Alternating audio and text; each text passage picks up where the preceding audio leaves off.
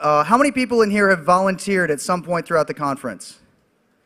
All right, I just want to let you guys know that there are a lot of people who have made their 10-hour commitment who have not yet picked up their t-shirts. And so a lot of volunteers are really, really close. And if you haven't volunteered, just like Greg said, we have a really big need for teardown today and tomorrow. Even if you have to take off, you can do little things. If you see a little cup or a bottle or some piece of trash or chairs that aren't right, you can help clean up and help make teardown a much easier process by doing your little part. And if you can, stick around for as long as you can to help us get everything done so that guys like me who haven't really slept in 3-4 days can actually take it easy tonight. And just on that note, give a huge round of applause for the volunteers who have been working so hard to bring this to you.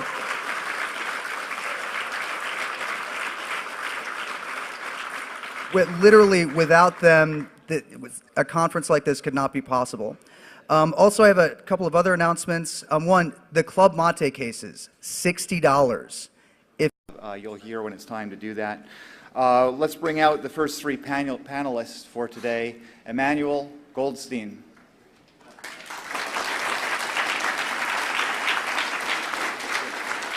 Here.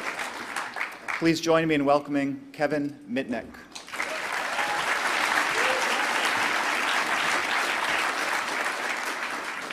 We'd like to also welcome Bernie S.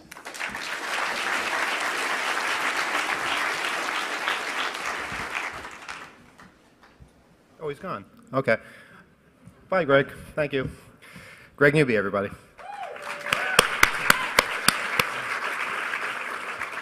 All right, we have a couple more people that will be showing up on stage, but this is enough to start off with right now. This talk is called Informants, Villains, or Heroes. And we all have stories in our lives as to how informants have played a part one way or another. None of us are informants, are we? Okay. Well, the thing is, in the hacker world, the odds are, what is it, 1 in 4, 1 in 5? It's a ridiculous percentage. But the number of people who become informants or who are working for two different sides at the same time, it's extraordinarily high. This has always been the case from the very beginning. Back in the 1960s and 70s with phone phreaks, you could bet that 1 in a handful of people would be ratting their friends out. And the question that I think we need to ask here today is, why do people do this? Why does this happen? What gets into someone's head when they'll do something like this? And what would you do in a similar situation? And can you judge somebody that you have not been in their shoes? Very quickly, I'll tell my story, and then these two will tell theirs. Back when I got into trouble in the mid-'80s, hacking into NASA and the White House and various other things via GTE's Telenet system. The unfortunate aftermath of that was that federal agents descended on the radio station that I worked at the State University of New York at Stony Brook. And that caused all kinds of confusion because, well, first of all, I didn't own a computer at the time, so I wasn't seen to be a suspect. So I had to actually tell the federal authorities who the suspect was. It wasn't the guy on the computer. It was the guy who was actually using the computer. So, you know, send your subpoenas this way. After that happened, I noticed people started acting kind of strange because, well, when federal agents are lurking about, people get scared. People have all kinds of unpredictable reactions. And the thing I noticed most, well, first of all, a lot of people stopped talking to me. And I guess that's something that happens whenever you're under investigation by some kind of law enforcement agency. People kind of freak out and they say, I don't want to be seen with him because I could be busted for something else, or guilt by association, whatnot. So there are those people who stopped talking to me. But then there was one person that I found out later, because other people didn't know to keep their mouth shut. I found out that this guy had gone to the university legal people and volunteered information. Volunteered things that he had heard me say that might make me somewhat suspect, and maybe I'm up to something more, because the federal authorities were very interested in who I was, what I was doing. And at the time, I was floored. How could somebody do this? Why would somebody who's not under investigation themselves voluntarily go to somebody and turn in evidence, or what they think is evidence, or suspicion, or gossip, or whatever, without any reason to. I mean, we were friends. This was somebody I talked to, somebody I saw every day. And again, the only reason I found out was because some idiot in the university office told somebody else, and it got back to me. And yeah, I was pissed off as hell when this happened, because this guy's screwing me over for no reason. I never did anything to him. And it's like a witch hunt now. I mean, I was very open about what I did. I even went to the feds and told them so that somebody else wouldn't get in trouble for it. And here are people looking to make it even worse. It was very, very hard for me to understand this at the time. Afterwards, I tried. I tried hard to put myself in their shoes and understand what they must have been thinking when they did this, and how scared somebody can be just at the sight of a cop, at the sight of a federal agent, and who knows what demons they have lurking in their closet. People panic. People panic and do things that we don't understand why they do it, and the authorities count on this. The authorities live for this kind of thing so that they get as much information, they get all of us telling other people about other people. This is how every authoritarian government in history has worked, by getting their citizens to spy on each other and report to the authorities, and then more people do it to them. So without the dialogue, and that's what I hope we accomplish here today, the dialogue where we actually try and understand where we're all coming from, maybe we can prevent this kind of thing from continuing to happen. But right now, and as you'll hear with some of the stories today, this is a part of our community that has always been there. The amount of people who turn into informants, the amount of people who turn people in, the amount of people that you think you can trust with information that you really can't, that has always been with us, and likely will be for quite some time. Kevin, what do you have? Yeah, I had issues with informants as well. Did you? Little issues, yeah. First of all, the way the federal authorities work is it's divide and conquer. So what they want to do is, if they could find more than one person involved in a case, what they'll do is they'll try to turn the other person to what they call a cooperator. So, and the benefit of that, obviously, is the person gets a reduced sentence, or under the federal sentencing guidelines, they get what they call acceptance of responsibility. So in essence, what the informant or the snitch is actually getting paid with, you know, not money, but less time in exchange for their testimony, which I have a problem with, because if a jury found out that somebody was paid $10,000 to testify, or they were paid with 1 year less in prison, to me it's the same. So they actually get paid for their testimony. In my personal experience, when I first hacked, and this is right out of high school, I was 17 years old, I became involved with this group of guys, and they knew much more about the RISC-TC operating system. In fact, they actually were the administrators of the system for the Los Angeles Unified School District. And at the time, I was into phone phreaking. I didn't really care much about hacking. I was more had a very passionate feeling towards telephony. And I wanted to join this group. So what they did is they had their initiation was like an impossible task. They had a colleague that actually worked for Digital Equipment Corporation on the RISC-TC development team, and they told me for me to be able to join their group, I had to break into RISC-TC development at DEC. And I said, well, how can I do that? Well, we're going to give you the dial-up number. So they gave me the dial-up number, and at the time, you know, the only thing you could do is either guess passwords or use social engineering at that point. So I actually used social engineering. I was able to get in, and then what these guys did is they immediately went down to an office that actually had faster modems, you know, like 1200 baud, because back then we're at 110, 300 baud. So they run down to their office, 1200 baud, and they're actually copying the source code to the RISC-TC operating system. And I was kind of watching them do this. And then I found out later, after they finished this task, they actually called Digital Equipment Corporation and told them I'm the one that hacked in, after they stole all their source code. Fortunately, I was a juvenile at the time, and nothing actually happened to me. I was never approached by the authorities. But later on in life, I chose bad hacking partners. And there was a guy named Lenny DeSico, and he and I always had contests against each other. So I worked at a company, he worked at a company, and we'd have a challenge. If we could hack into each other's systems, like kind of like capture the flag, we would, the reward would be $200. So I kept getting into his system at work, but he could never get into mine, and he got angry. And then one time, and then it ended up becoming a situation where he actually went to I did some pranks because we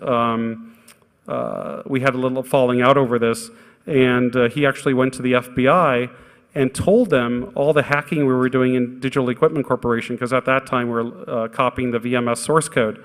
So here's a guy that wasn't even under investigation or anything at that point, and because he was angry with me, went to the federal authorities and became an informant.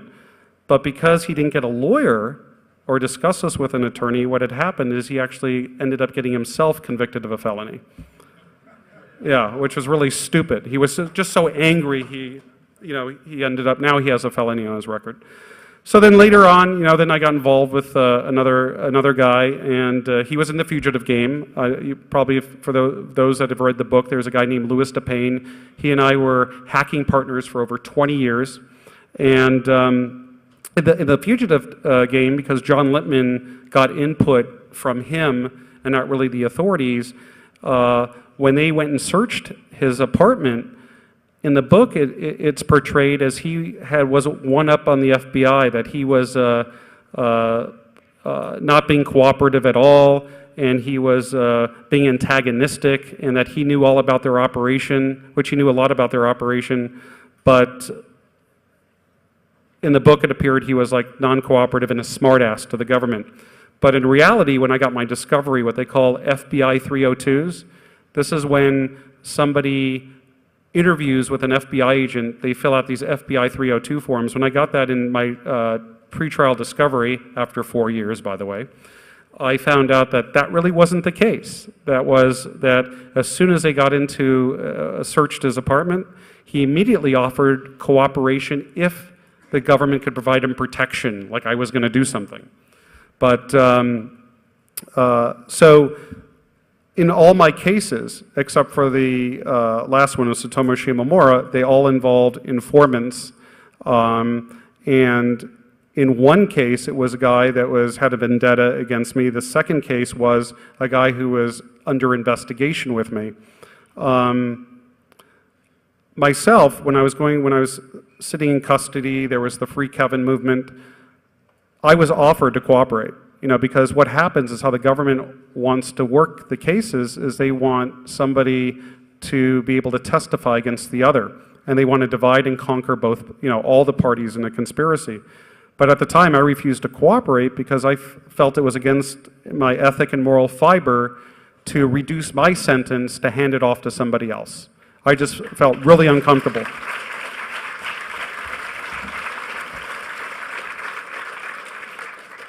So I sat in prison much longer than I normally would if I would have had to cooperate, but I feel good today knowing that I didn't hurt somebody else. I didn't try to reduce my sentence to harm another individual. And it even got to the point where the government said, okay, you don't have to cooperate against somebody else, but we want to debrief you. And I even refused to allow the government to debrief me. So what ended up happening is I actually served out like the full sentence. I didn't get any points for acceptance or responsibility or anything of that sort. But I think what's also interesting, there's a way to detect informants in the federal system.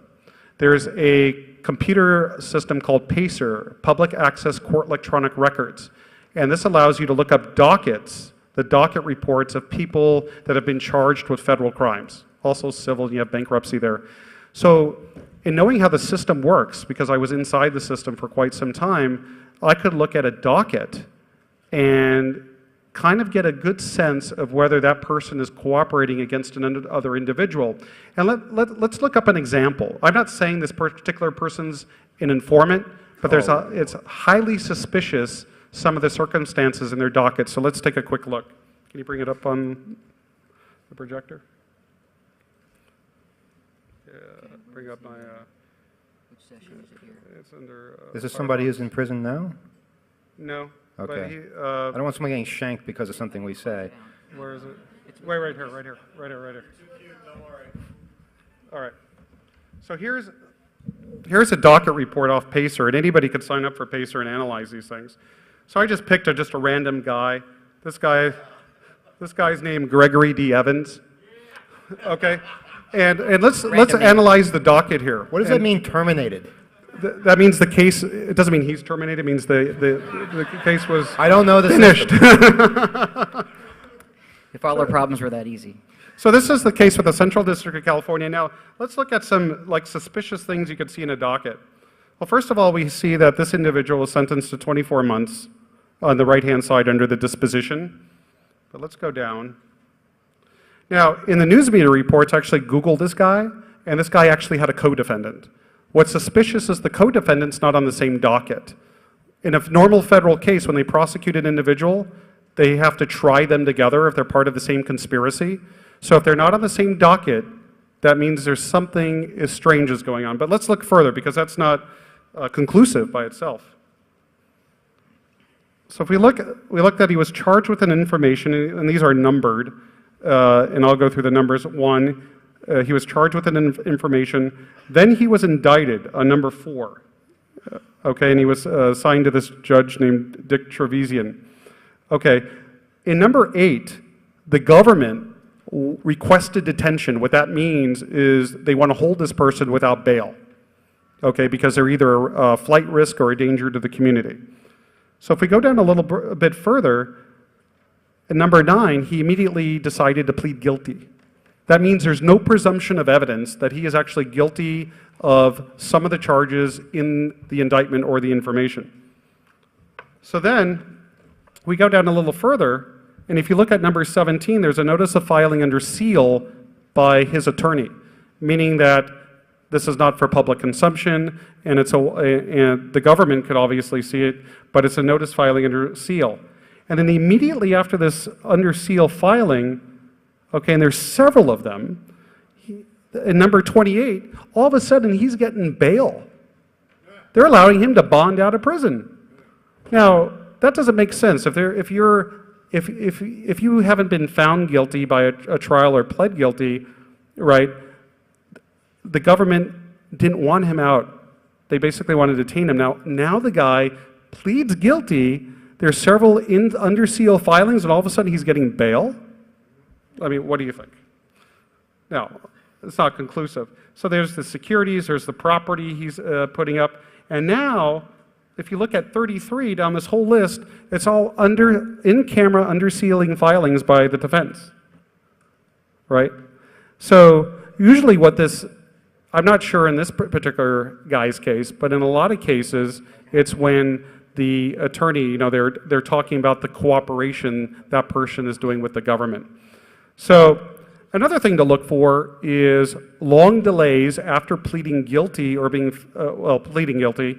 Before that in sentencing. If there was several months in between, it's usually normally 90 days. Because in a federal criminal case, they have to do, the U.S. Probation Office has to do what they call a pre-sentence report. In the pre-sentence report, the probation department recommends a sentence. That's a 90-day period. But when it goes on for months, what that means, well, it could likely mean, look at all these under seal filings. What that means is there's a reason why there's a delay between adjudication of guilt and sentencing, and that usually indicates that that person may be cooperating against another defendant or more than one defendant. So it's kind of interesting because in my personal case, I don't know if you know this, there is a guy named Justin Tanner Peterson who went under the name of Agent Steele, and what this guy was doing is he was actually committing credit card frauds. And he was involved in the Kevin Poulsen case. He ran off to Texas. He got busted again for fraud. As soon as he ended up in jail, he calls Pacific Bell and the FBI in Los Angeles and offers to become an informant against the hacker community. And his job was to get the bust or to acquire evidence against as many people as he possibly can. And I became one of the large targets. After he was able to help the government get Kevin Poulsen's computer in the prosecution against Kevin Poulsen, his next target was me. So if you looked at his docket, on PACER, it essentially has the same pattern. Numerous under seal filings by the defense, bonding out after pleading guilty, long delays between adjudication of guilt and sentencing. So you can kind of work out just by like kind of a traffic analysis who's an informant or not. So I think that's quite interesting. I don't know what else to say. You know, I had issues with people informing against me in several instances. I never became an informant against people in my federal cases because, again, I felt that that was the wrong thing to do. And I think in some cases you have to look to what the person is doing. If you knew your next door neighbor was killing children and burying them in the backyard, would you inform against that person? Probably, right? You know, if somebody's killing people, right? Probably. But I think there's... Probably? Yeah, probably, yeah, probably. Like, for sure. Yeah, so, I mean, you got to look at, well, what is that person really doing? I guess it's very subjective. And then how do you handle, if you go and inform against the serial killer neighbor and you go off and your intention is just to do it to, for example, read about the situation in the media or something like that, maybe that's the wrong reason. Maybe if the reason was really to protect other kids from being victimized by this fictitious serial killer, you know, maybe that's a better reason. One of the best reasons, you know, maybe is if you have to protect yourself. For example, if I were to come to you, for example, and admit that I just robbed the bank across the street, technically, if the government found out that I told you and you had knowledge of that, you're what they call an accessory after the fact. Or misprision of a felony. Yeah, misprision of a felony, which means you could be prosecuted and sentenced for the same behavior as what you attempted to conceal. Okay. So, I hate to break in. on to Bernie. We have a lot of ground to cover. We have a 90-minute panel today, which is great, but we have so much to cover and so many people to talk to. Just joining us is Fiber Optic. Some of you may remember him. Yeah. And there's more coming too. But right now, Bernie, if you could briefly give some slight presentation here, and we'll keep moving. What's that? Oh, that's the, there's a part of our federal government called the United States Sentencing Commission, and they come up with deciding how long people should be locked up for various deeds. And it's all broken down to a formula. It's amazing what an infrastructure we have for this sort of thing. But that's a sentencing table. And if you look further down, you'll see that, well, along the vertical axis of the sentencing table, you see a base offense level, which is a number from 1 up to, I think it goes up to like 43.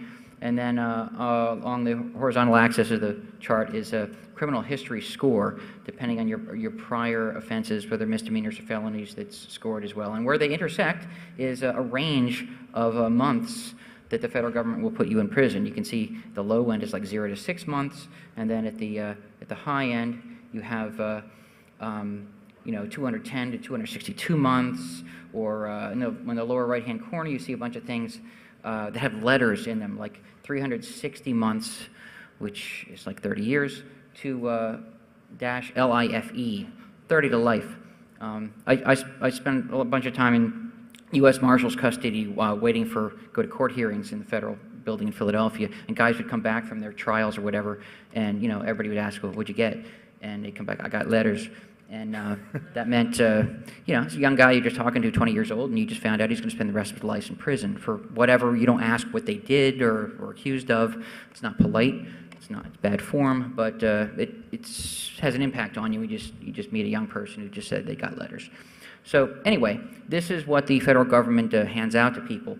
And when people know they're facing this sort of thing, what you think you normally would do in a situation sometimes goes out the window.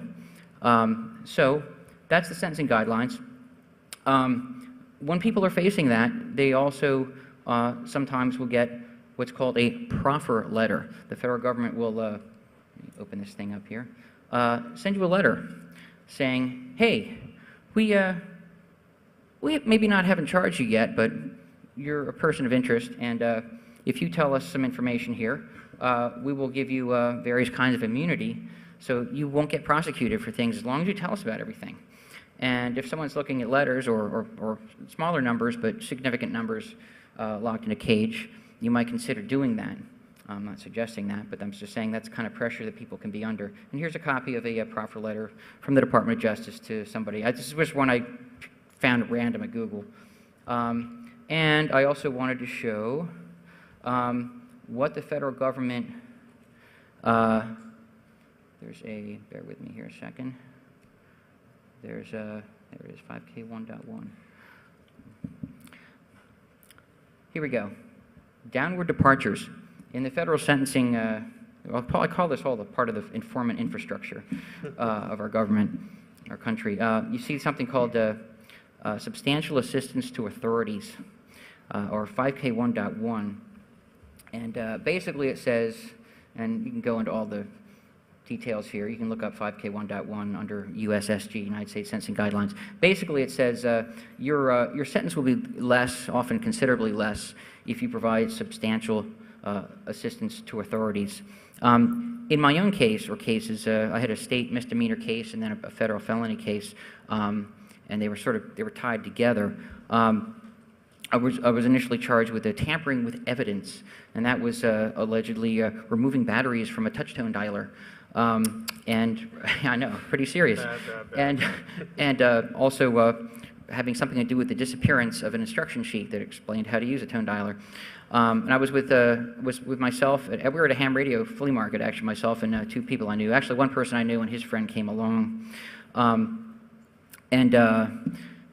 The car was parked in a place that the police wondered why this car is parked. And the car just sort of searched the car illegal. The police just searched the car because there was a broken window. They thought it was a stolen car. It wasn't, but they searched through it and they found a couple of tone dialers in the car, and they were like, so then they were like, what is this? So they did some investigation. They took it back to the police station once we came back to get the car, and we were in a holding area waiting for them to decide what they were going to figure out to charge us with, if anything. And that's when the batteries disappeared from a tone dialer, and the instruction sheets also disappeared. And ironically, the tone dialer in question, it wasn't my tone dialer, and the instruction sheet did not go into my underwear, went into somebody else's underwear. But I kept my mouth shut about any of that. But I was unwilling to testify against anyone else, and I was the person whose car it was, so they charged me. They said, if you don't even tell who was involved with this, then you're going to be charged. And they came up with some misdemeanor that was going to, there's some Pennsylvania misdemeanor that says if you possess something that could be used to commit telephone fraud, then that's a misdemeanor. But they couldn't charge me with, they couldn't prove it could do that, so they just charged me with tampering with evidence, because I wasn't going to say, well, he did that, he took the batteries out and he put the instructions down his shorts. So I kept my mouth shut. It was my car, so I took the charge.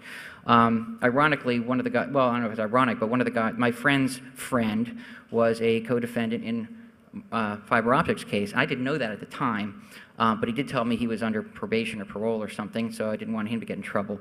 So in any case, so And that friend later turned out to be an informant. yeah. I didn't know, I just knew he was a hacker guy, but I didn't know he was a significant informant in this case. That happened actually before, he informed on Fiber's case before this thing happened with me, but I didn't know that they were connected. In any case, a year or so went by, and then this thing with the Secret Service came up with me, and to make a long story short, after I was arrested for possessing hardware and software that could be misused, according to government, for the unauthorized access to telecommunication services. A newspaper article appeared in the Philadelphia Inquirer, which alerted someone who I was here with at the very first HOPE conference, who he and I went in on a deal where I would purchase a bunch of quartz crystals and he would purchase a bunch of really small tone dialers, and he sold the tone dialers on that end of this room, and I sold crystals on this side of the room, and then people built red boxes with these parts. And It's another page of history in the Hotel Pennsylvania. right in this room. I was like right here, where we didn't have the stage right here. This was like a big expo room for the first HOPE. But anyway, sold a lot of crystals, like it cost, for like $1, and it was just basically as a community service to the hacking community here. But in any case, many months later, when this article appeared in the Inquirer, he saw this and he freaked out. he called, and what he was doing, he was actually building and selling red boxes. I had never sold a red box to anybody. I was never charged with selling a red box to anybody. I wasn't even charged with using a red box, but besides the point. The point is, when he saw that, he freaked out. He called the police, and they said the Secret Service involved, so then he called the Secret Service. And despite him having sold a bunch of red boxes to like co-workers, he was a Philadelphia public school teacher, he sold them to all his co-workers, that sort of thing. Despite that level of culpability, the Secret Service, who had sort of motivation to punish me for things that had nothing to do with tone dialers, had to do with distributing surveillance photos of some other undercover agents. And this comes from my prosecutor, who told my lawyer that this is the real reason I was locked up. In any case, they gave them enough information to put a case together. It's one thing when a government agency for law enforcement agency they can figure out what's going on, but they have to prove it, you know. And it's helpful when they have someone testify against you that's much stronger evidence, and they can say, well, obviously he was doing this and this because he had this. So, Bernie, do you think that person was afraid of what they were doing? They were selling red boxes, you said, so they came forward so that they wouldn't get in trouble. Yes. And fingered you. Absolutely. And you were the bigger enemy because you were actually teaching people things and speaking out and being a lot more intelligent, just a common criminal. Yeah, I wasn't hiding this. I was publicly showing people here how to rebuild red boxes at the First Hope Conference and at 2600 meetings and other stuff. So he, knowing that I was now locked up, was afraid that I was going to rat him out. It always was like you said, it's a divide and conquer thing. People are afraid who's going to rat who out first. So I was just taking responsibility for my own actions, and I was not about to name anybody else, even though I got a powerful letter later on and all this. I take responsibility for my own actions. But he decided he wanted to relieve himself from punishment. And I got an apology letter from him a year later saying, yeah, I hope you understand what I did, and I'm sorry, but, you know, I've got a wife and kids and a job, and I hope you understand. And then he went on just like small talk after the letter. I'm like, what the hell is this letter? You know, it's like, go away. I don't want nothing to do with you anymore. So these people, they seem to just justify why they do this. But as a result of him doing that, he got he got complete immunity, even though his actions he was more culpable in committing criminal offenses than I was, but he got nothing. So I don't begrudge him getting nothing, but I do have a problem with how he arrived at that result.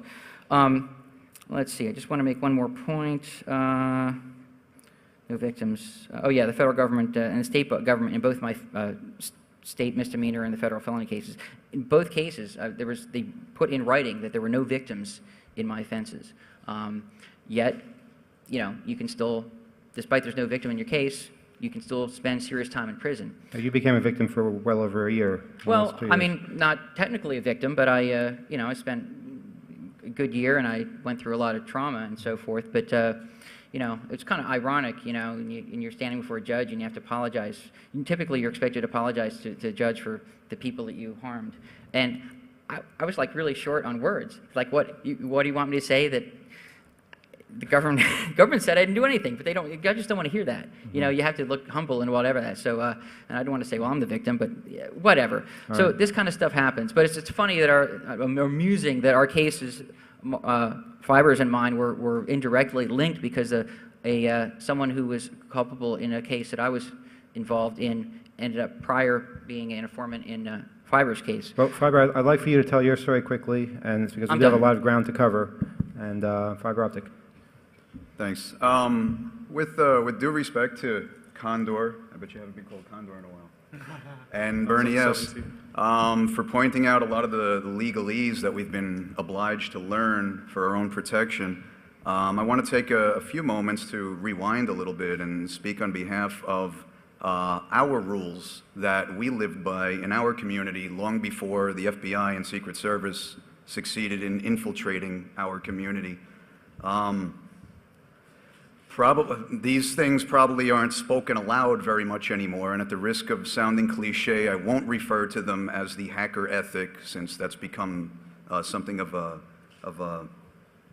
something in a movie script. What I will say is this: is that we've always spoken of the quest for knowledge as being most important in our pursuits. That this was always a noble cause. that the destruction of systems, crashing systems, was always something that we avoided doing at all costs, whether by accident or as a joke. It was something that was always frowned upon. The fact that information about technology should be freely available was something that we always held to be of great importance.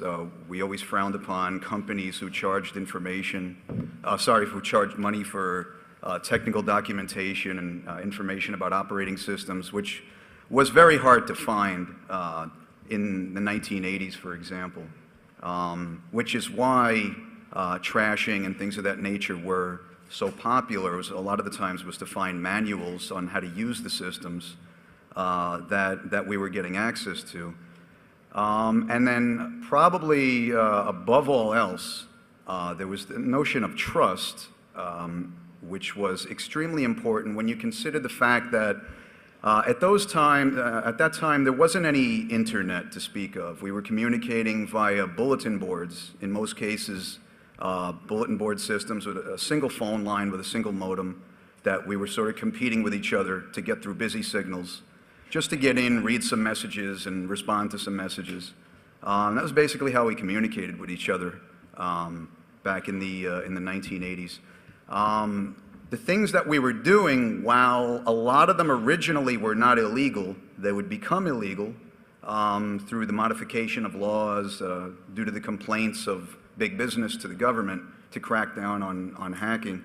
Many of these laws were enacted around 1986, but they wouldn't really be tried officially until a few years later.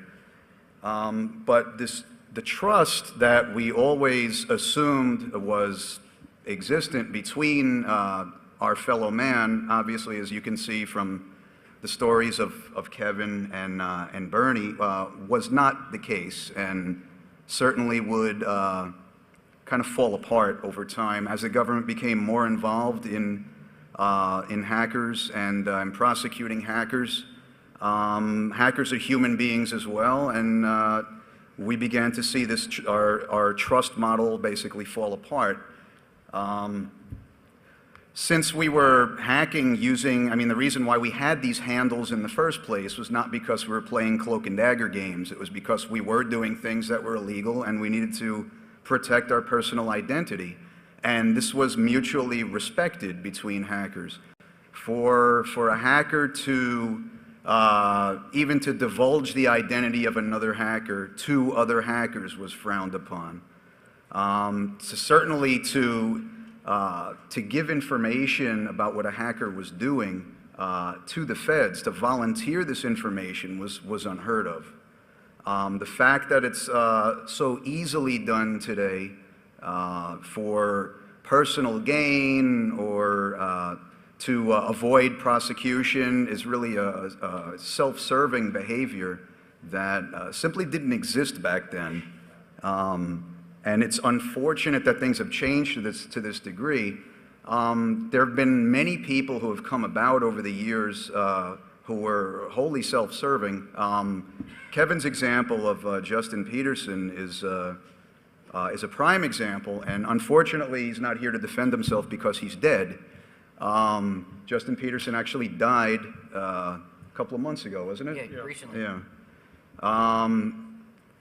I'm not dancing on his grave or anything, but other people might. Justin actually I knew Justin from BBS's in the late 1980s, and he used to call me up quite frequently, and we used to discuss hacking switches. The only reason I can imagine, and I knew he was on the run supposedly, and doing things of a questionable nature, I didn't know that he was informing on people, least of all Kevin or Kevin Poulsen. When I met the California hackers in the early 90s, and we sat down and discussed exactly what it is Justin did, it became apparent to me what had happened. But much of what Justin knew and did with switches in and around California, and I guess elsewhere when he was on the run, I hesitate to say he learned from me. The only reason I can imagine he didn't inform on me personally is because I was such a good source of information to him. which is unfortunate because had I known what he was doing, certainly I would have hesitated to talk to him. But again, I knew him from bulletin board systems and had no reason to doubt the veracity of what it is that he was telling me. How many people here are familiar with the gang war in cyberspace, LOD versus MOD? Wow, look at that. Oh, look at that. Okay. Never happened. Would it surprise you to find that out? That it never happened. There was no war in cyberspace. There was never a war between LOD and MOD. It was a complete fabrication. But it was in the mass media. That's true. It was in the mass media. That means it must be true, right? I read it in the newspapers. Yeah, all these guys read it. It was a fabrication by the U.S. Attorney's Office, and the media people that I was friends with when I was indicted thought it was completely ludicrous and didn't report it as such. Other journalists of, let's say, lesser journalistic integrity latched onto the story because it made great print. Gang war in cyberspace. It was like literally the West Side Story of the hacker underground. We got the rich kids in Texas versus the inner city kids in New York. I mean, what better story to tell? Let's write some books, print some articles, write some magazine articles too, and do some photo spreads, and it makes for great copy. Unfortunately, that's not what happened. What I will say is that there was a great amount of disagreement and dissension within LOD in the late 1980s because of the fact that there was informing going on. Several people, several members of the Legion of Doom had gotten busted under mysterious, let's just say mysterious circumstances. People that we knew, people that we were affiliated in other countries. For example, a hacker group in Australia were busted under suspicious circumstances, which all led to a certain individual that we all know and love in Texas who had started one of the first hacker consultancies under the auspices of gaining clout with the FBI and telco security. The person I'm referring to is Eric Bloodaxe, in case it wasn't clear to anyone in the audience.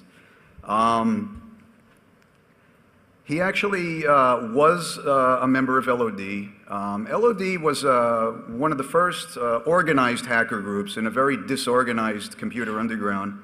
And the main purpose of LOD initially was to take information, primarily that was found trashing at telco central offices, and type it in. And make it available in what were known as LOD tech journals, which were available online in text file sections of bulletin board systems, so-called elite bulletin board systems that required a certain amount of trust to gain access to. I see some people in the audience that were involved during those times that remember this. Don't worry, we won't rat you out. Yeah, thanks. What happened towards the late 1980s when there were things like Operation Sun Devil, which had nothing to do with LOD directly. There was EFF was formed. EFF got involved in my case, in some of the other hacker cases at the time. There was a lot more government involvement in the hacker underground in general, and because of that fact, two things happened. A lot of people who had not gotten in trouble yet didn't want to risk anymore. They were already older, particularly the older generation of hackers. Some guys that I knew who started LOD, for example, withdrew from the hacker underground, simply didn't want to risk getting in trouble anymore, now that the climate had changed so much. Other hackers, a few, let's say, thought that it might be good to go in the other direction and attempt to gain clout with the government and telco security by inviting them onto a bulletin board that was set up under the auspices of creating a dialogue between hackers and security people and the FBI and Secret Service. Well, might sound a little ridiculous to think about, but the FBI thought it was great because it gave them a chance to chat with hackers and then arrest them. So it was really convenient for everyone involved. Go straight to jail. One-stop shopping. Exactly. I personally had a big problem with this, not only with the security consultancy that was set up in Texas, but also with the fact that Eric Bloodaxe thought it would be a really great idea to try to bring back LOD for what it was. In the absence of any real leadership in the group anymore, because anyone who mattered anymore had withdrawn, he basically appointed himself leader of the group, which is why whenever you read old stories in the media, it says LOD versus MOD. A lot of that was bolstered by he himself, in addition to the media and the government later. Well, Fiber, we do need to move this along, but Yeah. just to summarize, you had a situation where this member of LOD narked on various people in New York because, according to him, he felt his business was in danger and he had to do something. And I think he later said he was sorry that you got caught up in all that. Is Yeah, that right? I mean, to make a long story short, it became known to even other LOD members who were wondering if I had heard anything about Eric Bloodaxe, because they were concerned for their own safety when they heard about what happened with some hackers in Australia and others and suspected that he was involved. But he was trying to gain clout with the government to bolster his business, and in doing so was turning in hackers. When hackers found out he was doing this, they began harassing him and his business and so on, which is, you know, what hackers do in general. And certainly someone who's informing on other hackers is going to earn the wrath of other hackers. So he decided that I was responsible for this based on some previous disagreements we had had, and decided that he was going to inform on me and various of my friends here in New York by giving information to the FBI about us and so on and so forth. Ultimately, as Emmanuel said, and which is interesting because it goes in line with what Bernie said, is that after some time passes, and I guess these people have a guilty conscience, they try to contact you and clear their conscience by apologizing. There is no apology for sending me to prison for a year. I'm sorry, but there just isn't. And interesting footnote to all of this. After that whole escapade, within your own loosely organized group, Masters of Deception (MOD), you had not one but two informants. Yeah. So as things fell apart, EFF was supporting us to go to trial. They felt that we were not guilty of what the U.S. attorneys were saying we did. There was even at least one attempt by one of the complainants in the case, British Telecom TimeNet, wanting to actually interview us, which, if we were given the opportunity, would have shown cooperation and would have given us the opportunity to tell them exactly what we did. We would have met the engineers that built the network. They were interested how we defeated their security. Sounds like a movie. But unfortunately, the U.S. Attorney's Office did not allow them to do this. So we were never given the opportunity to clear our name. So we were basically treated like criminals. And due to that fact, one by one, my friends, the guys that were named in the indictment, decided to plead guilty until I was the only one remaining. And it's, you know, the typical cliche of the last guy standing without a chair when the music stops.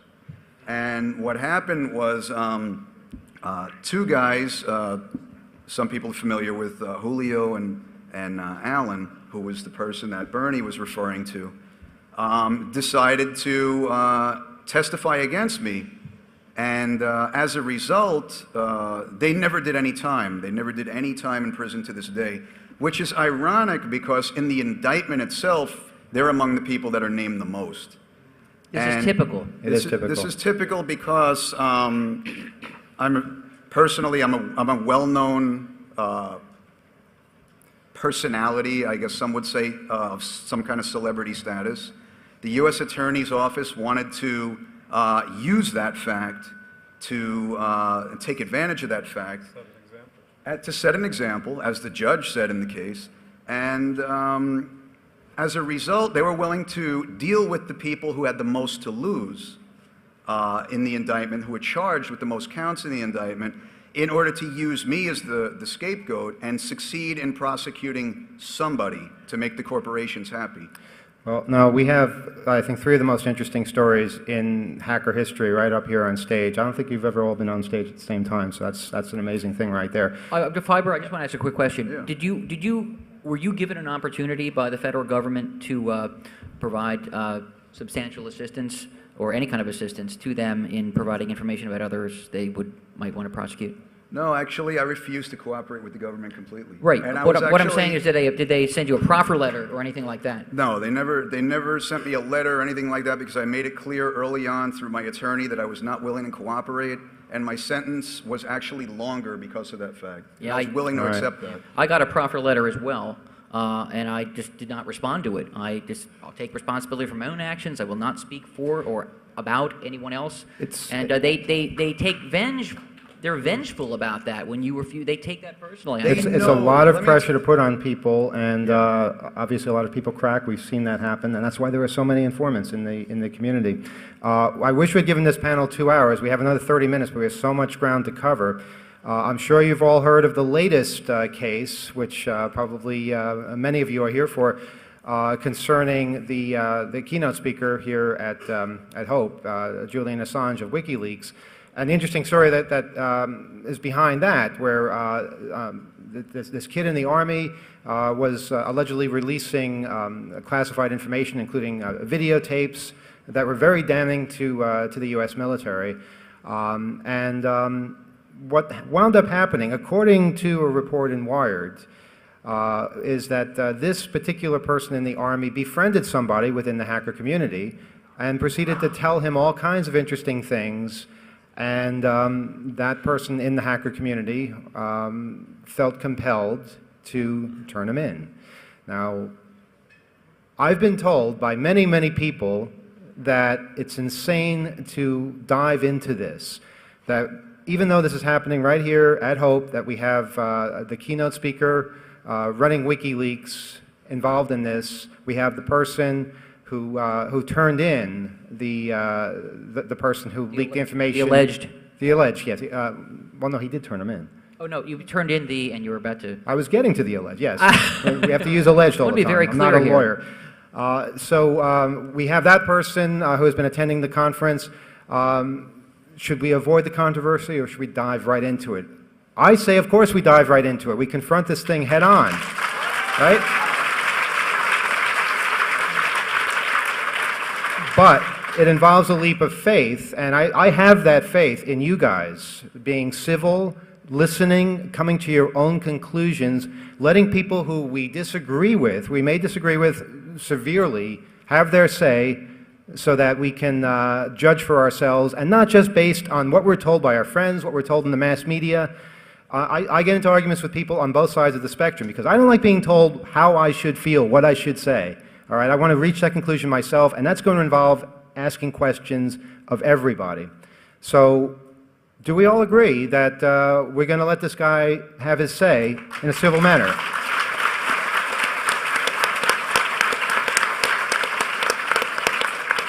And I think we also need to acknowledge it takes a lot of balls to show up in a crowd that's potentially very hostile and stand your ground, no matter what you think of what he stands for or what he did. All right, do we agree on that too?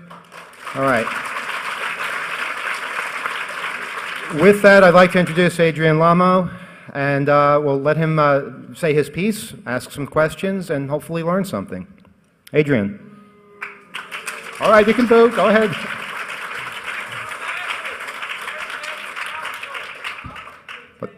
Let's go.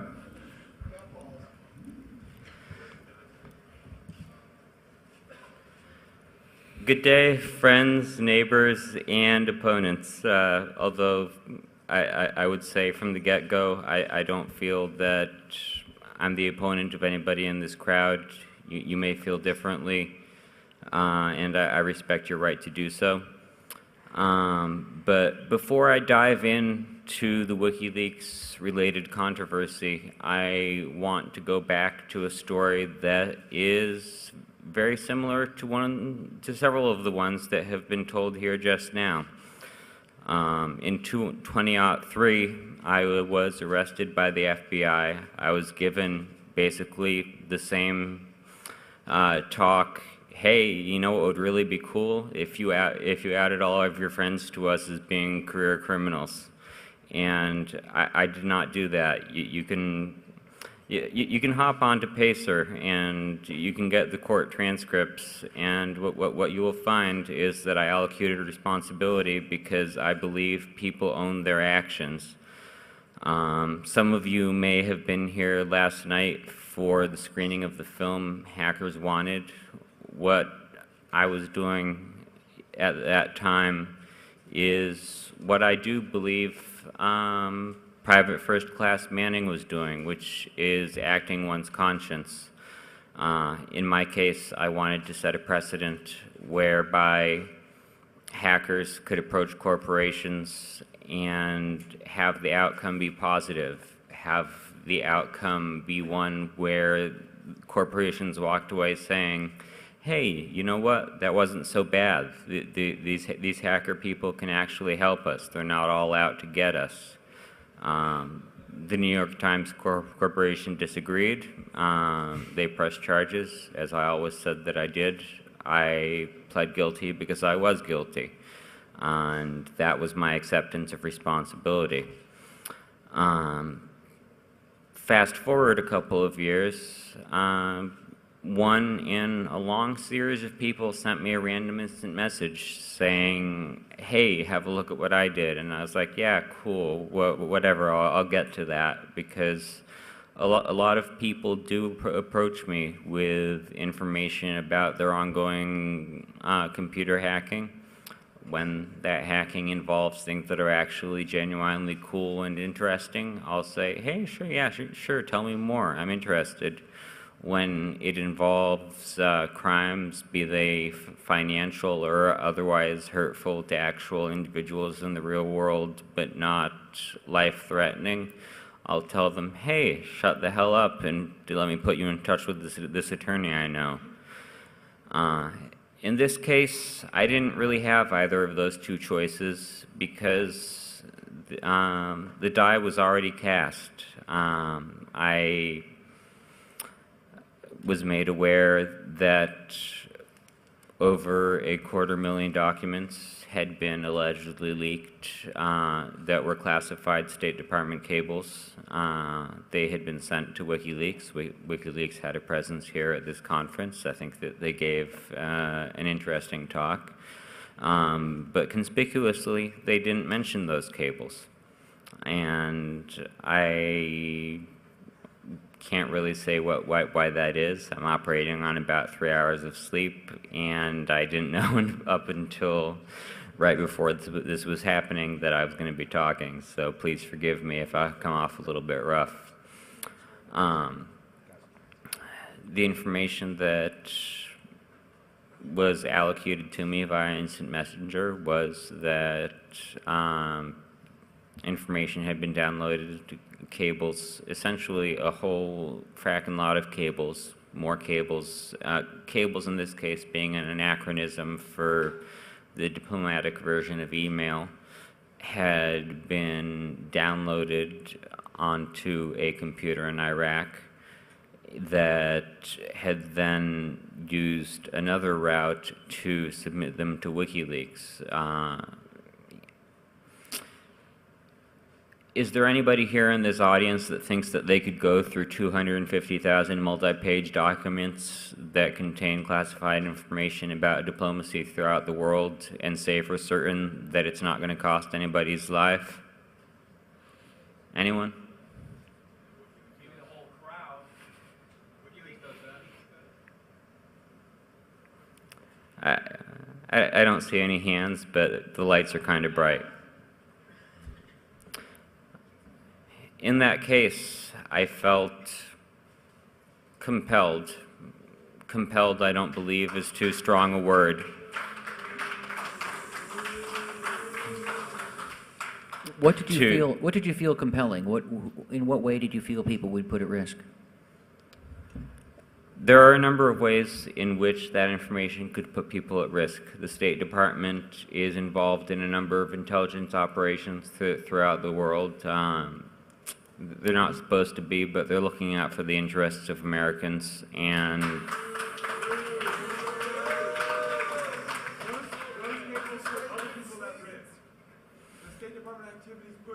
Okay, you'll have your say. You'll have your say. We'll take some questions. I'll be open for Yeah, a Q&A, and let I him think finish. the Q&A is probably the most important thing because you guys know better than I do what you want to know. We'll be handing out darts and bows and arrows, so don't worry.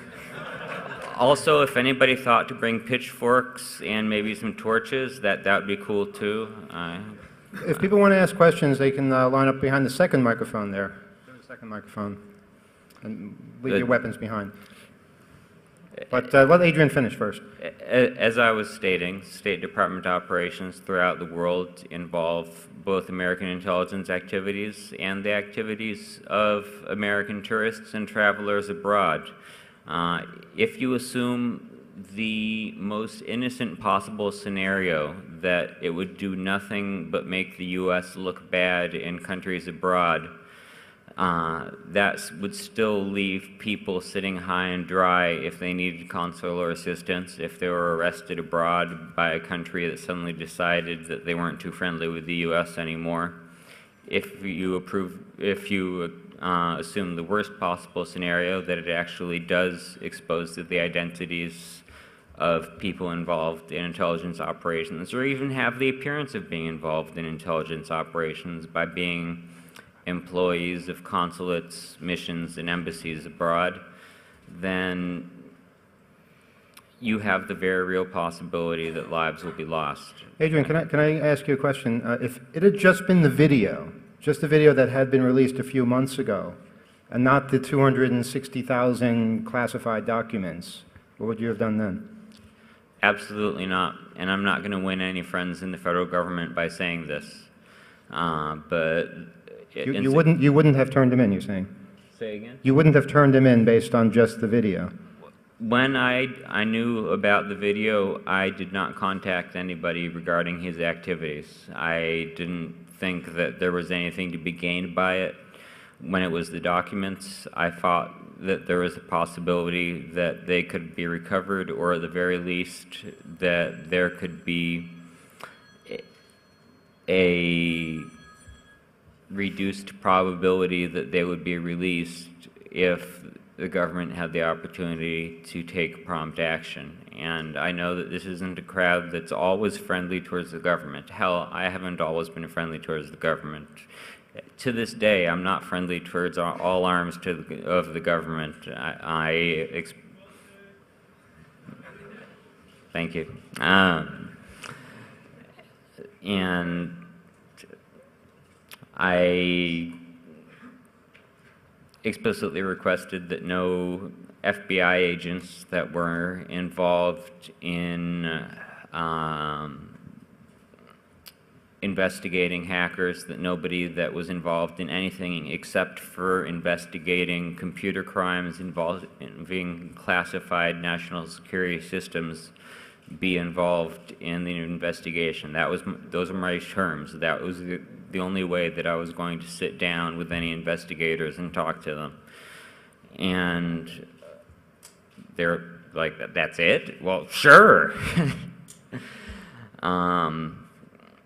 And it was a surprisingly pleasant undertaking in the sense that I was never coached when I didn't remember something from the logs. Nobody said, well, are you sure it couldn't have been this way? Are you sure it couldn't have been that way? They simply said, okay, we're going to redact that from the affidavit then.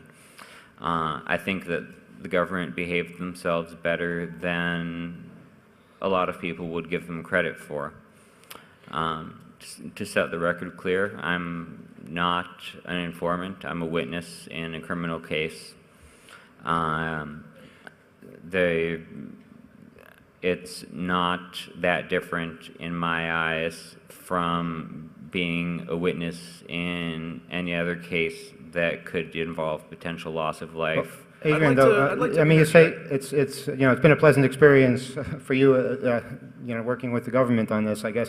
But Bradley Manning, the alleged leaker, is currently sitting in prison in Kuwait, I believe, and he could be locked up for the rest of his life. How do you feel about that?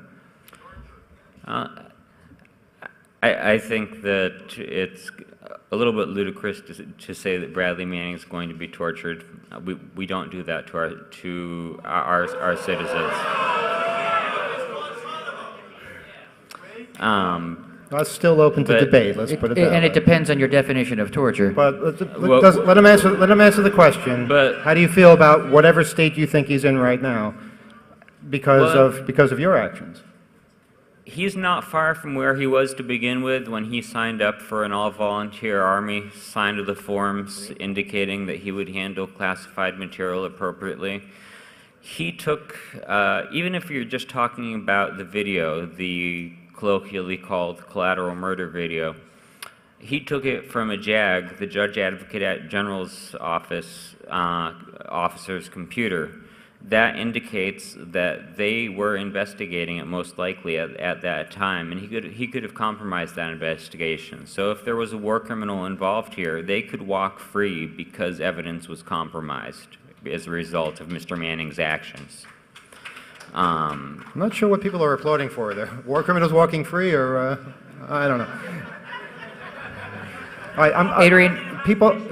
Okay, listen, no shouting out. If you want to ask a question, step up to the microphone. Since no one's at the microphone now, people on the panel, ask Adrian whatever you want. I'd like to interject for a second. There's one thing that I'm not really understanding that I'm dying to know, and I'm sure many people in the audience are dying to know, is why you're a witness. A person that, in my estimation, is of no particular import to this case whatsoever. Why did this soldier approach you with this information? That's what I'm not understanding. I think only Mr. Manning can really answer that question. I don't know what was going through his mind necessarily. He indicated that, well, I'm going to backtrack a little bit again. Didn't he contact you because you were in Wired magazine and he saw you and thought that you'd be a friend to him? He indicated that he had seen my name in a search on Twitter for WikiLeaks. And the reason for that is that I have been a longtime supporter of WikiLeaks and am to this day. I believe that the mission is important. I think that they should continue to go forward, and I think that they should focus on oppressive regimes throughout the world that... Is anyone in this room being oppressed right now? Well, not by us, I hope. All right. We have some audience questions. Let's start with the first one. Then please, no speeches. Make it short, succinct. Let's try not to shout anybody down. Let's hear what we have to say. Go ahead. So I appreciate your willingness to stand up in front and talk to us. But the stuff that I'm hearing you say, and I'm talking to Adrian here, in case that wasn't clear, the stuff that I'm hearing you say has a lot of American exceptionalism in it. Like, you seem to think that American lives are worth more than the lives that, for example, were being taken in the collateral murder video. I want to know how you justify that. Actually, I haven't said that at all. What I've said is that there may have been war criminals involved, those being the helicopter pilots. I wasn't there, I can't say for sure, but that there was apparently an investigation going on based on the fact that the video was found in the computer of an officer of the judicial branch of the military, and that investigation may have been compromised. So if anything, I'm saying that there were Americans involved who may have been involved in misconduct based on looking at the video. I would encourage people throughout the audience to look at it in its full unedited form, but nevertheless, even in its unedited form, it does appear somewhat damning. You're not answering my question about why you think that the potential American lives, say tourists in other countries who might have, might feel worse or might be more scared because people think Americans are jerks because our actual activities are being exposed. All right, we're not listening to you. You're not. My question is why you thought those were privileged above the lives that we are taking every day in Iraq and Afghanistan. Why are you willing to privilege those the lives of? Because those are the lives that I had the opportunity to try to affect positively. I am not holding a machine gun. I'm not sitting in Afghanistan. I'm not shooting at people that are in their own hearts and minds trying to follow their own conscience, be it a misguided or be it a correct action. I don't have standing to say. There's a very good quote that a friend of mine, who of all things is a Little League umpire, uses very often when one of his calls is questioned, and that's, well, okay, I appreciate your input, but what did you see from where I was standing? And generally speaking, the answer is not a damn thing, because they were in the bleachers. All right, let's move on to the next question. Okay, so I'm pretty much like stepping up as a follow-up, because I do not think that you understood what the guy before me asked. The problem is that your political viewpoint, your viewpoint on why you acted like you acted is highly US-centric. That's the point. It's not about that you want to, whatever, it's US-centric. It's, I'm from Europe, I do not care shit about the US government, and actually I do not care, and I don't give a shit about my government because I think that nation states are crap, okay? And we should not in any way support nation states in whatever they do in their bullshit, okay? I mean, we are a community of hackers, we are internationalists, okay? And we should work together and cooperate and not just like blame some guy because he actually really did the right thing. The right thing means, I mean, we didn't start the stupid war here. Come on, it's their shit they did, okay? All right.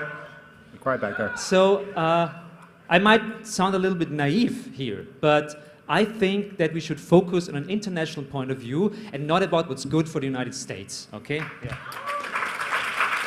All right, next question, so more people get a chance. I'm going to respond Quickly. briefly to that and say I don't support every action that the United States takes, and you know what? That's my right as a citizen of this country to do. And in a lot of countries, that would get you a bullet to the head.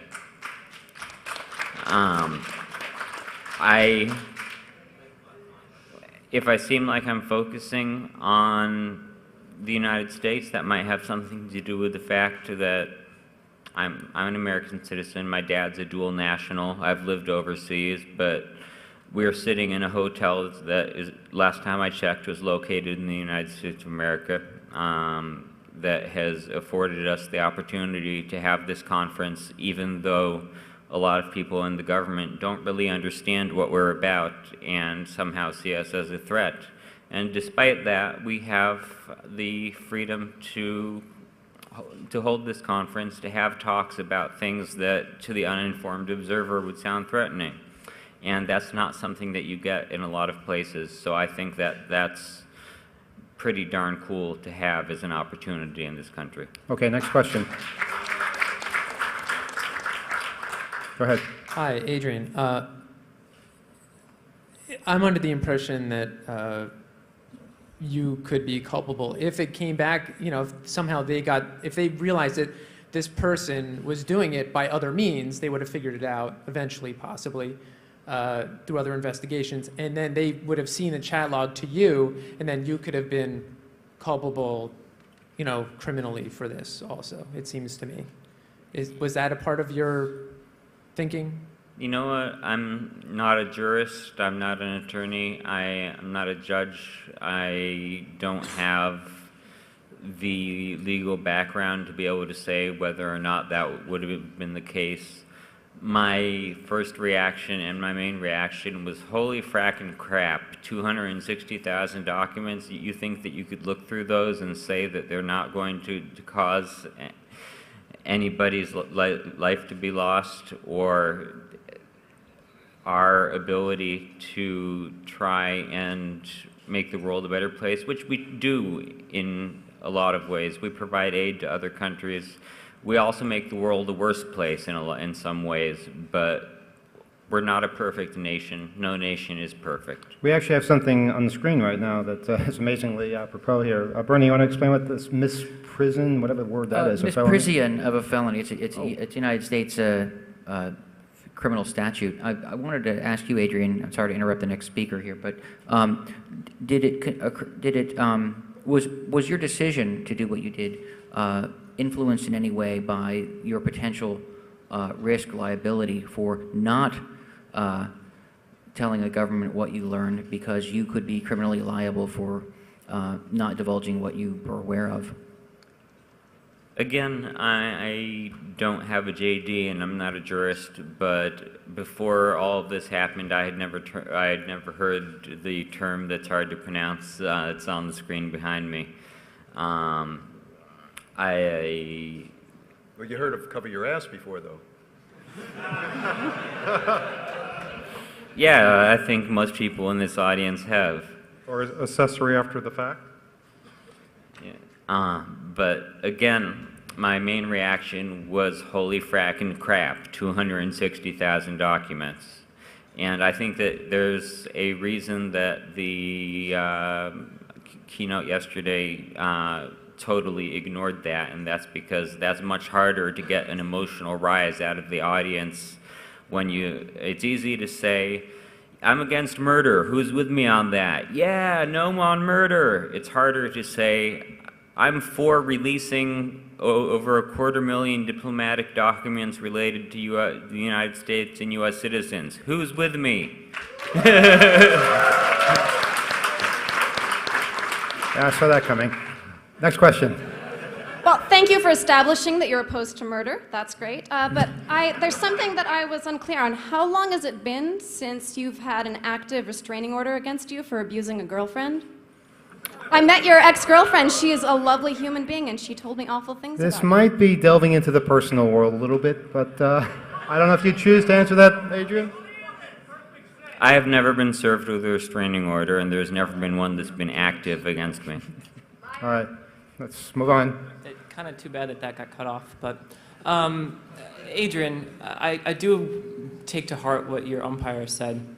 I do believe in it too, that I couldn't, I think you were in a very difficult position, and that if I were in that position, well, I don't feel I would have made the same decision.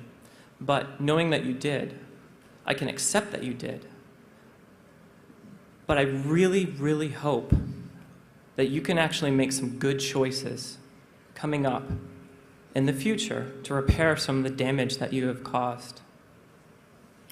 Before you walk away from the mic, apart from Mr. Manning's criminal case, could you clarify a little bit on that damage briefly?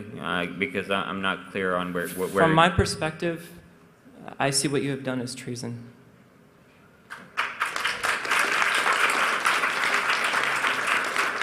All right, next question. Hi, Adrian.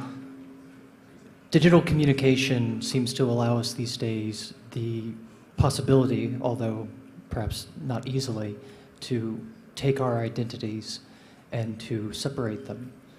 They start to spread apart. We can take that option. We can take the option to be different people, to act different ways. They all see us differently. You have identified with a broader social American identity. I was wondering, what do you think about ethics, morals, guiding principles for your identity? Does it need to be cohesive? Does it need to be singular?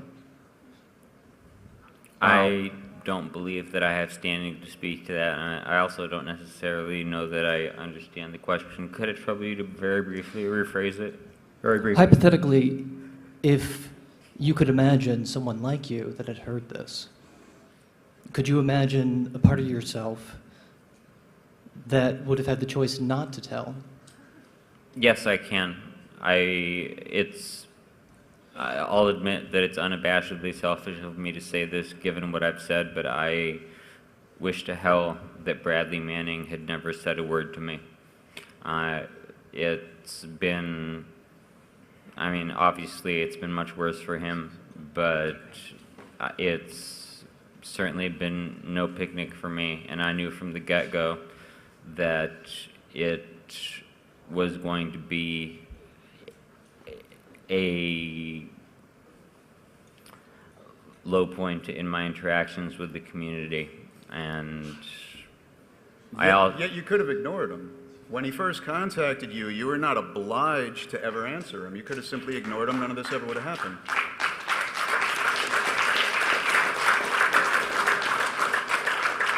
And Mr. Manning could have ignored the diplomatic cables, and he could have ignored the collateral murder video, but he followed his conscience as I did mine. Yeah, I have a question. Adrian, in what capacity do you think, well, obviously Bradley Manning came to you with this information in confidence, I believe. It seems logical anyway. In what capacity do you think he felt that he could tell you these things in confidence? Did he feel that he was speaking to a journalist? Or why do you think, he doesn't know you, right? So why do you think he trusted you? And what do you feel about your actions in respect to betraying that trust? Well, as I allocated just now, I feel that in terms of betraying his trust, I was a bad friend. I think that he approached me as a friend, and not as a journalist. Absolutely not. And did you make that clear to him that you were not, he was not speaking to you like as a source to a journalist?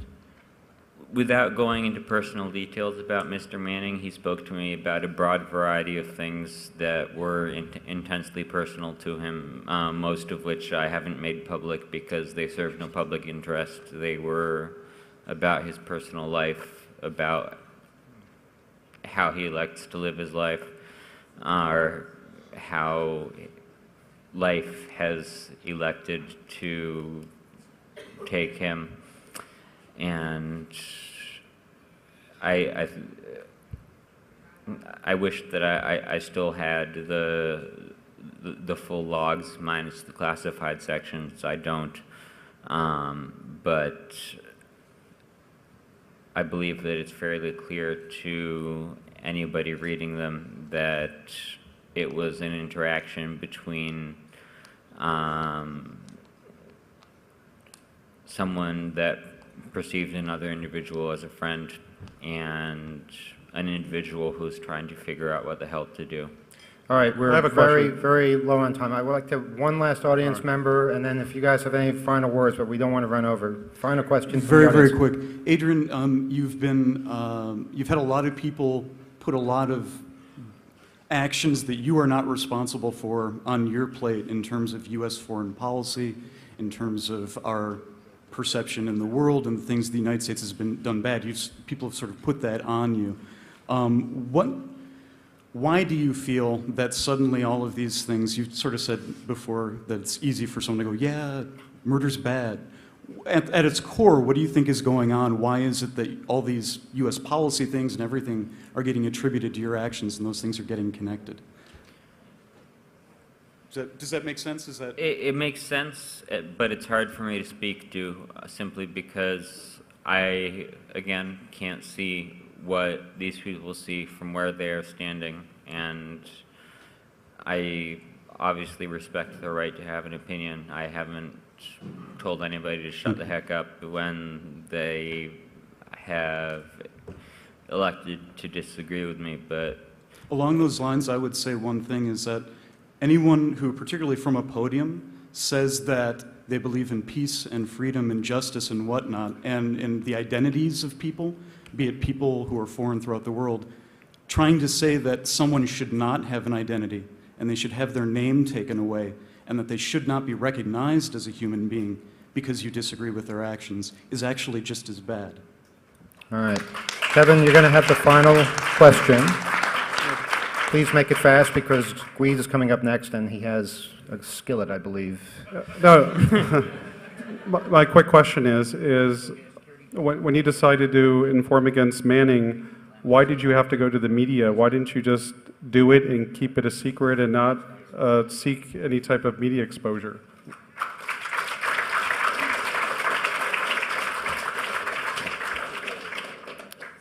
Primarily the same reason, because I support WikiLeaks, because I believe in transparency, and I believe... No, no, no.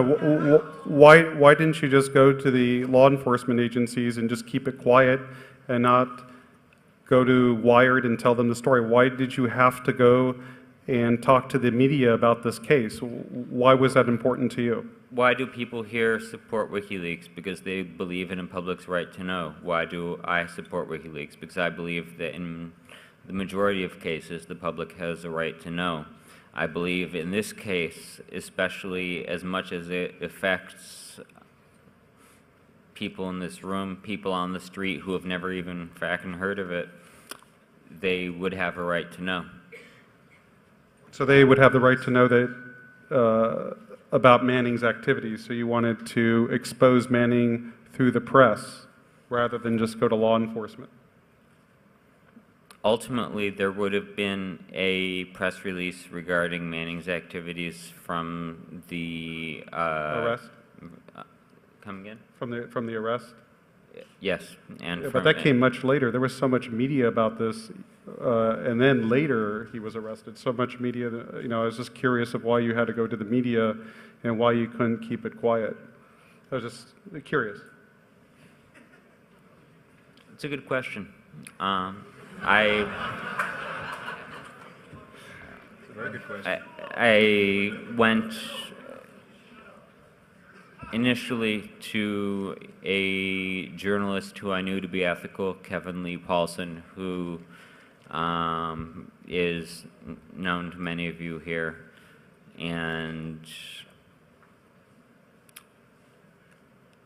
I gave him background on the case. I didn't tell him, go ahead and run with this. It was only after Manning... But why did you call him? Like, why?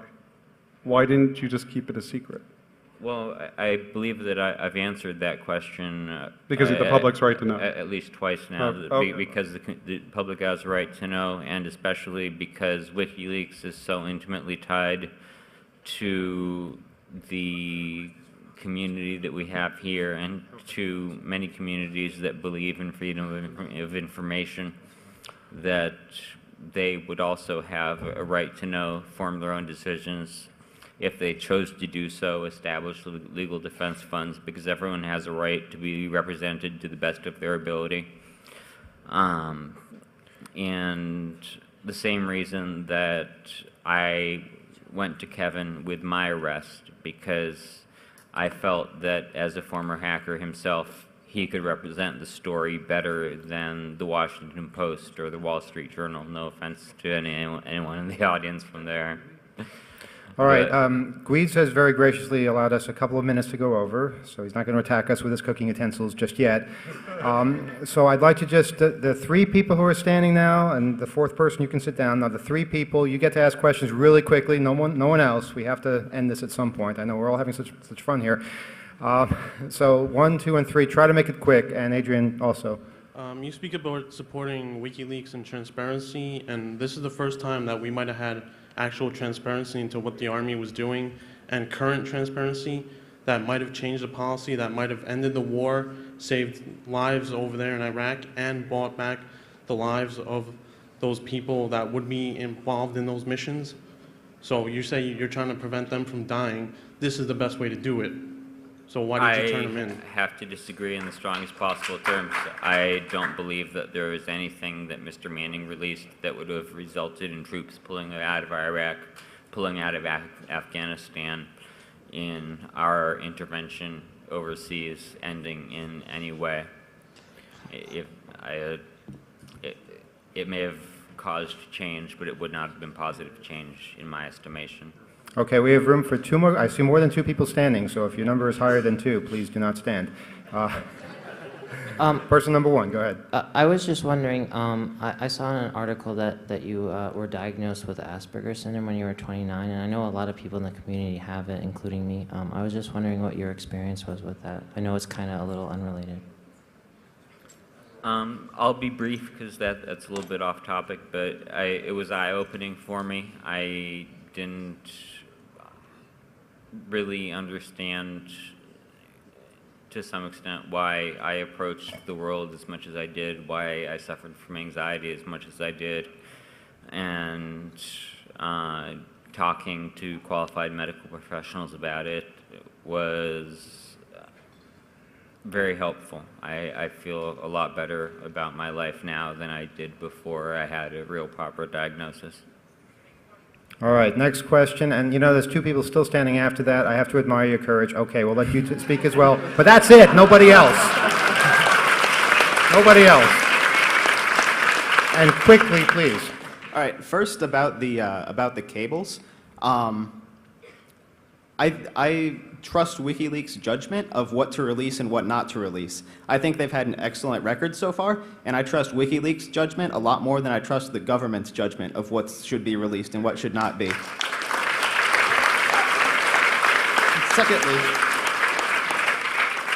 Secondly, I think that it's pretty clear what's resulted from all of this so far, right? Manning is in a brig in Kuwait somewhere facing huge charges. Assange is underground.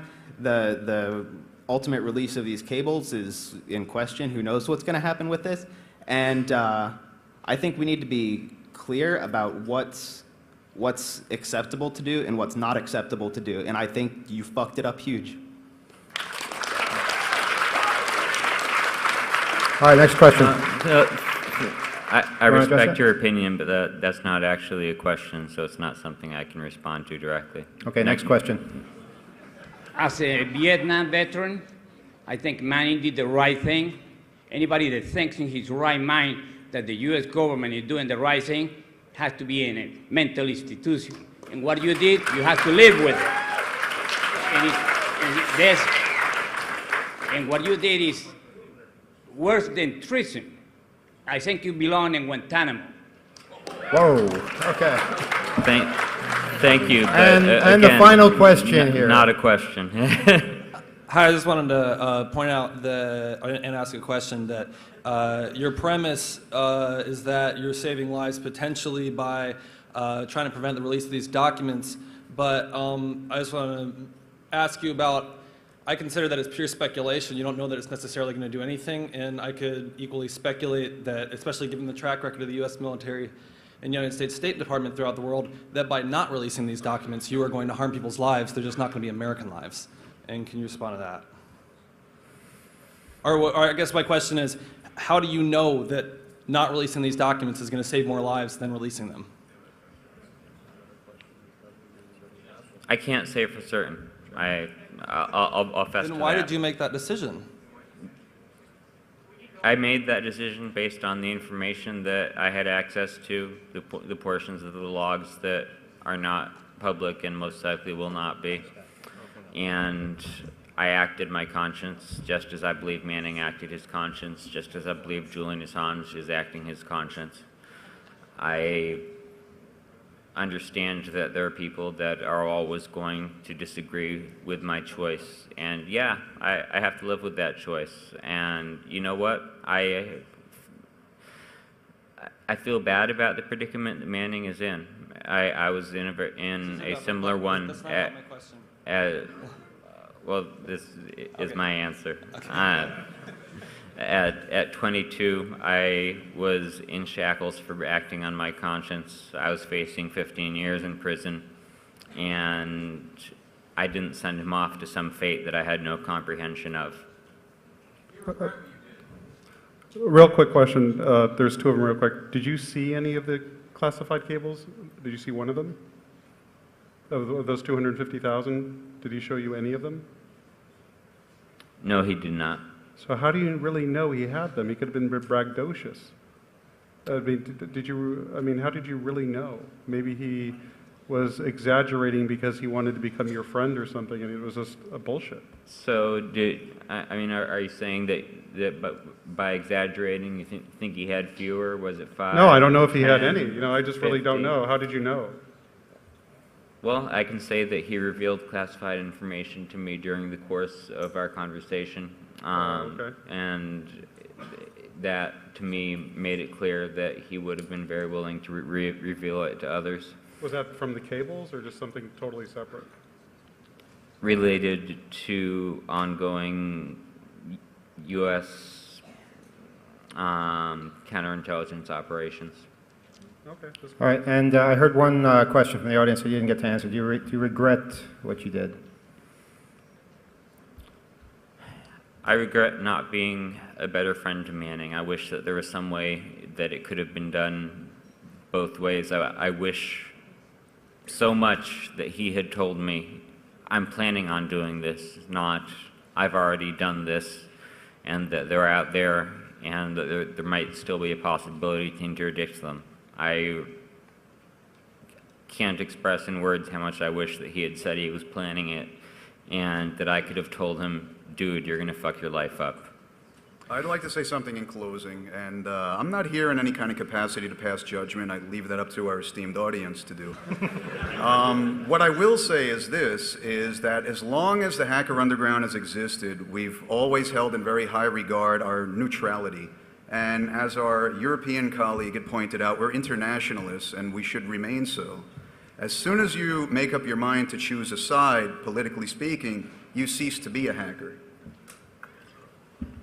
May I pose a question in response to that also in closing?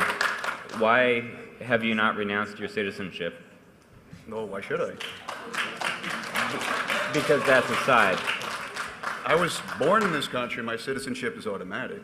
It's automatic, but you're splitting that hair mighty thin there. I think you're changing the subject rather easily. The point I was trying to make was that you had a choice and you made the wrong choice. You could have simply walked away and none of this would have happened. I could have, but I wouldn't have been able to live with myself. I disagree. All right, the two of you can continue this discussion backstage. Closing, I just want to thank you guys for really standing up and being a great audience, dealing with a difficult subject, a very controversial issue. You know, most people thought this wasn't possible, that we couldn't possibly have this kind of a dialogue in a civil tone and listen to opposing sides. And I knew you'd come through, so thank you very much for doing that.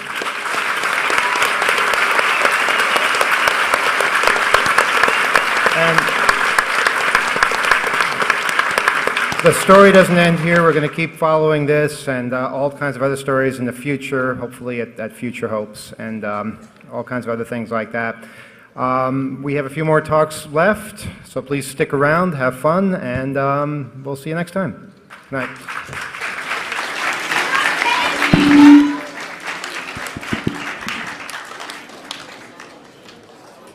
And who knows what demons they have lurking in their closet.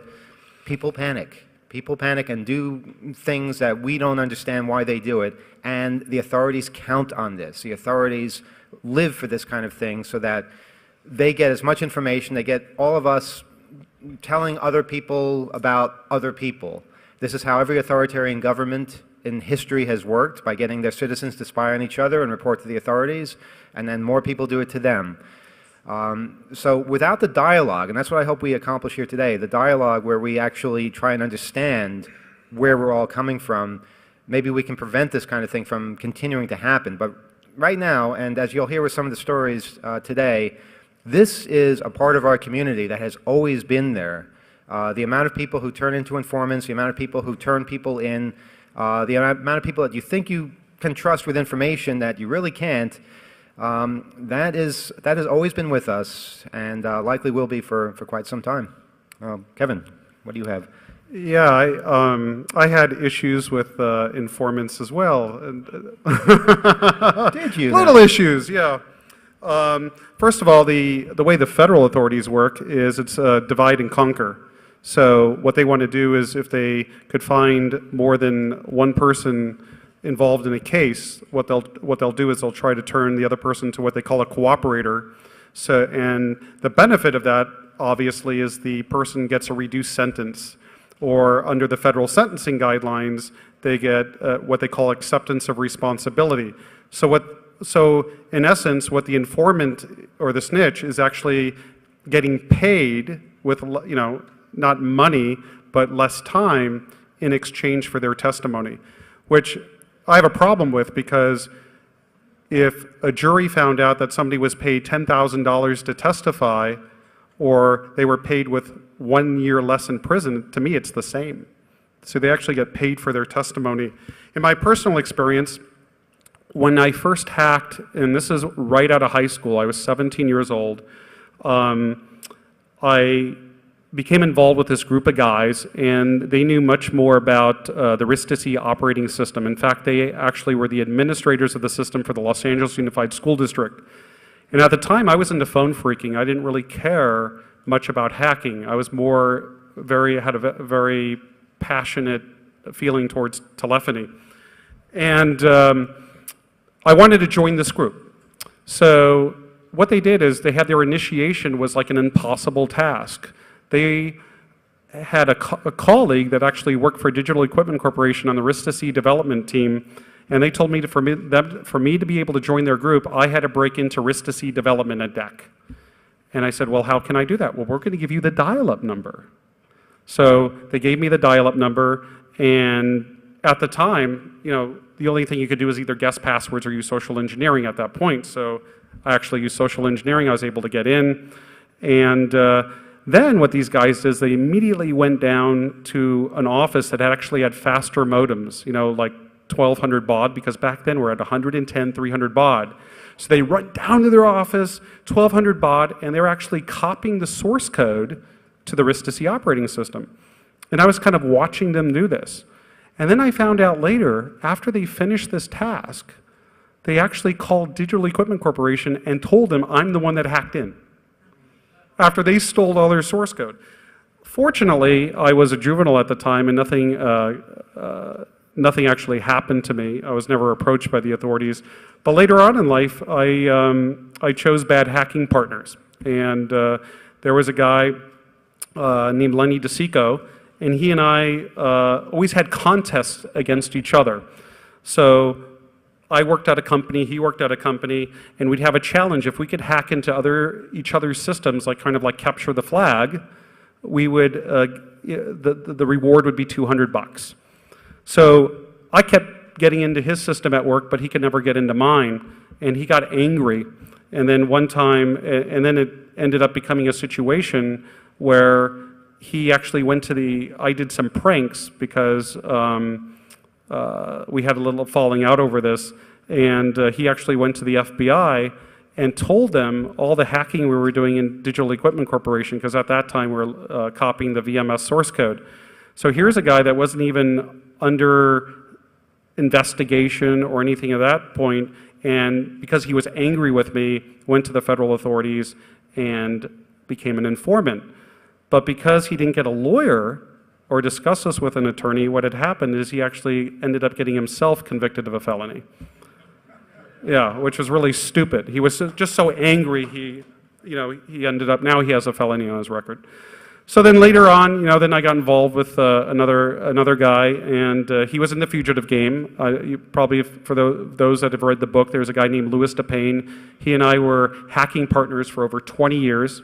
And in the fugitive game, because John Littman got input from him and not really the authorities, when they went and searched his apartment, in the book it's portrayed as he was one up on the FBI, that he was not being situation. And can you judge somebody that you have not been in their shoes? Very quickly, I'll tell my story, and then these two will tell theirs. Back when I got into trouble in the mid-'80s, hacking into NASA and the White House and various other things via GTE's Telenet system, the unfortunate aftermath of that was that federal agents descended on the radio station that I worked at the State University of New York at Stony Brook. And that caused all kinds of confusion because, well, first of all, I didn't own a computer at the time, so I wasn't seen to be a suspect. So I had to actually tell the federal authorities who the suspect was. It wasn't the guy on the computer. It was the guy who was actually using the computer. So, send your subpoenas this way. After that happened, I noticed people started acting kind of strange because, well, when federal agents are lurking about, people get scared. People have all kinds of unpredictable reactions. And the thing I noticed most, well, first of all, a lot of people stopped talking to me, and I guess that's something that happens whenever you're under investigation by some kind of law enforcement agency, people kind of freak out and they say, I don't want to be seen with him because I could be busted for something else, or guilt by association, whatnot. So there are those people who stopped talking to me. But then there was one person that I found out later, because other people didn't know to keep their mouth shut. I found out that this guy had gone to the university legal people and volunteered information, volunteered things that he had heard me say that might make me somewhat suspect, and maybe I'm up to something more, because the federal authorities were very interested in who I was, what I was doing. And at the time, I was floored. How could somebody do this? Why would somebody who's not under investigation themselves voluntarily go to somebody and turn in evidence, or what they think is evidence, or suspicion, or gossip, or whatever, without any reason to? I mean, we were friends. This was somebody I talked to, somebody I saw every day. And again, the only reason I found out was because some idiot in the university office told somebody else, and it got back to me. And yeah, I was pissed off as hell when this happened, because this guy's screwing me over for no reason. I never did anything to him. And it's like a witch hunt now. I mean, I was very open about what I did. I even went to the feds and told them so that somebody else wouldn't get in trouble for it. And here are people looking to make it even worse. It was very, very hard for me to understand this at the time. Afterwards, I tried. I tried hard to put myself in their shoes and understand what they must have been thinking when they did this, and how scared somebody can be just at the sight of a cop, at the sight of a federal agent. How many people in here have volunteered at some point throughout the conference? All right, I just want to let you guys know that there are a lot of people who have made their 10-hour commitment, who have not yet picked up their t-shirts. And so a lot of you, a lot of volunteers are really, really close.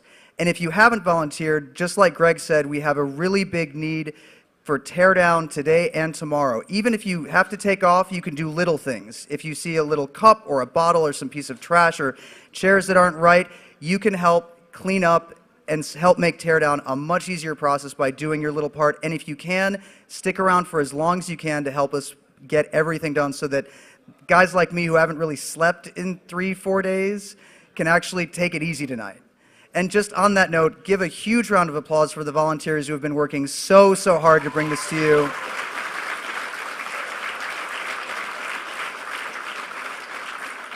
Literally, without them, a conference like this could not be possible. Also, I have a couple of other announcements. One, the Club Mate cases, $60. You'll hear when it's time to do that. Let's bring out the first three panelists for today. Emmanuel Goldstein.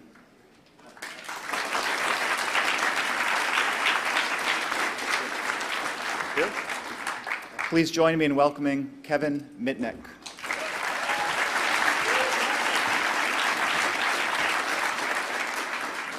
We'd like to also welcome Bernie S.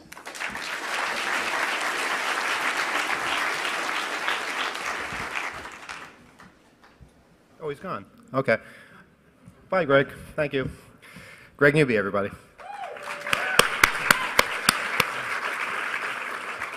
All right, we have a couple more people that will be showing up on stage, but this is enough to start off with right now.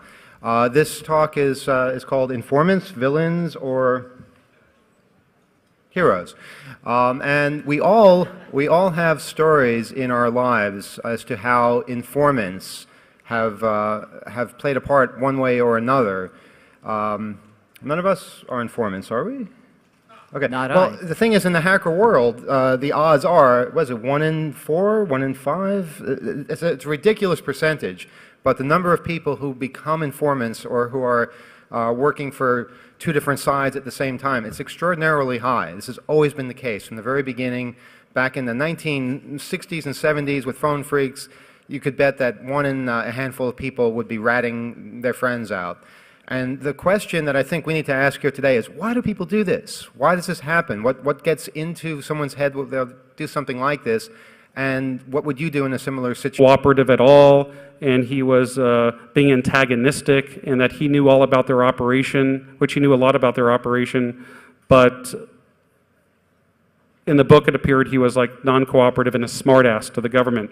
But in reality, when I got my discovery, what they call FBI 302s, this is when somebody interviews with an FBI agent, they fill out these FBI 302 forms. When I got that in my pretrial discovery, after 4 years, by the way, I found out that that really wasn't the case. That was that as soon as they got into searched his apartment, he immediately offered cooperation if the government could provide him protection, like I was going to do something. But so in all my cases, except for the last one, Tsutomu Shimomura, they all involved informants.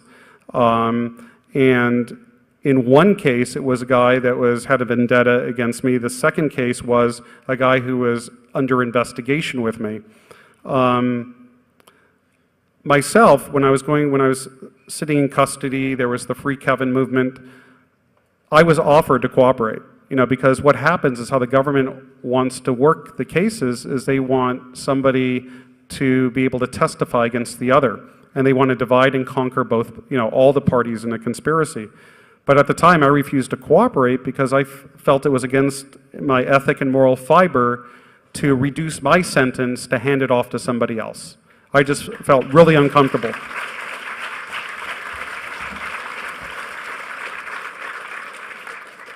So I sat in prison much longer than I normally would if I would have had to cooperate, but I feel good today knowing that I didn't hurt somebody else. I didn't try to reduce my sentence to harm another individual. And it even got to the point where the government said, okay, you don't have to cooperate against somebody else, but we want to debrief you. And I even refused to allow the government to debrief me. So what ended up happening is I actually served out like the full sentence. I didn't get any points for acceptance or responsibility or anything of that sort. But I think what's also interesting, there's a way to detect informants in the federal system. There's a computer system called PACER, Public Access Court Electronic Records.